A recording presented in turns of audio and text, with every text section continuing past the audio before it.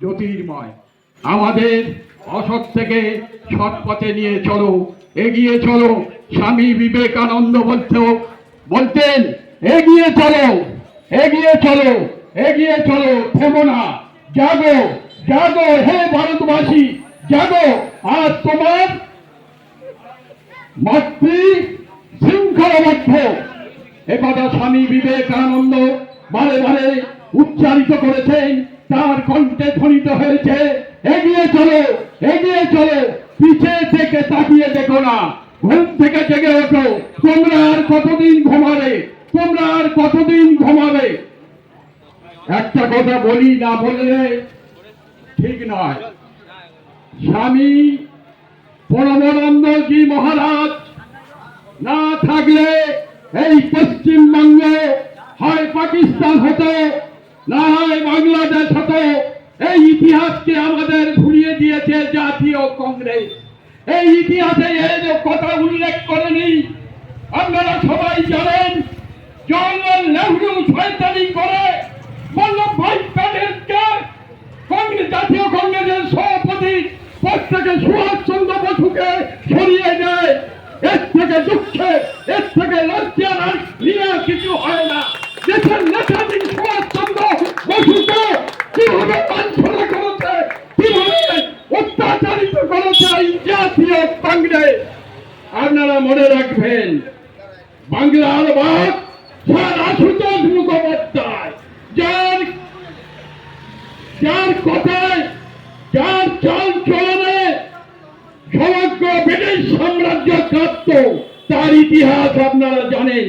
তার যোগ্য পুত্র, তার সুযোগ্য পুত্র ডক্টর শ্যামাপ্রসাদ মুখোপাধ্যায়ের নেতৃত্বে যে হিন্দু দমন যখন চলেছিল, তার পাশে দাঁড়িয়েছিলেন এই শ্যামাপ্রসাদ মুখোপাধ্যায়।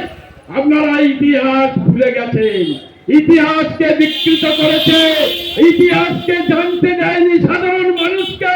যারা স্কুলে গিয়েছে তারা জানতে পারেনি। বাবা ভাই সাহেব, আজ আমাদের সময় হয়েছে, এগিয়ে চলো, জাগো, সঠিক সন্ধানে এগিয়ে চলো।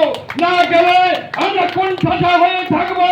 স্বামী বিবেকানন্দ বারে বারে বলতেন এ যাত্রার কি হবে? সেই ছেঁড়া কাটায় শুনে স্বপ্ন, না সে কথা নয়। এগিয়ে চলো, এগিয়ে চলো, এগিয়ে চলো, এই আমাদের কথা। ঠাকুর শ্রীরামকৃষ্ণদেব বারে বারে বলতেন সবকে নিয়ে এগিয়ে চলো, এগিয়ে চলো। স্বামী বিবেকানন্দ, মা শারদার কথায় আমরা এগিয়ে যাব। স্বামী বিবেকানন্দের মতামতকে আমরা শ্রদ্ধা ভালোবাসা জানিয়ে এগিয়ে যাব। এই আমাদের আশা, এই আমাদের ভরসা। কারণ এরাই না থাকলে হিন্দুর অস্তিত্ব থাকতো না। এ কথা ভুলে যাবে না, এ কথা ভুললে চলবে না। হিন্দুদের উপরে চারিদিকে যে অত্যাচার হচ্ছে, তার বিরুদ্ধে কেউ প্রতিবাদ করতে আসেনি, কেউ প্রতিবাদ করতে আসেনি, একদম বিজেপি ছাড়া। কেন এরকম হবে? আমরা সবাই মিলে প্রতিবাদ করব, আমরা সবাই মিলে এগিয়ে যাব। চলো এগিয়ে চলো, চলো এগিয়ে চলো। তাই স্বামী বিবেকানন্দ বলতে, education is the manifestation of the perfection already in man. তিনি বলতেন জাতীয় শিক্ষা হচ্ছে যে মানুষের বিকাশ, যে বিকাশ মানুষের আত্মার বিকাশ, এই হলো শিক্ষা। তাই স্বামীজি বলতেন খালি পেটে ধর্ম হয় না, আগে পেট ভরাও, তারপরে ধর্ম। ধর্ম পেট ভরে ধর্মকে, বেদকে তিনি বলতেন গীতা উপনিষদ এখন তুলে রাখো, এখন শক্তিশালী হও, এগিয়ে চলো।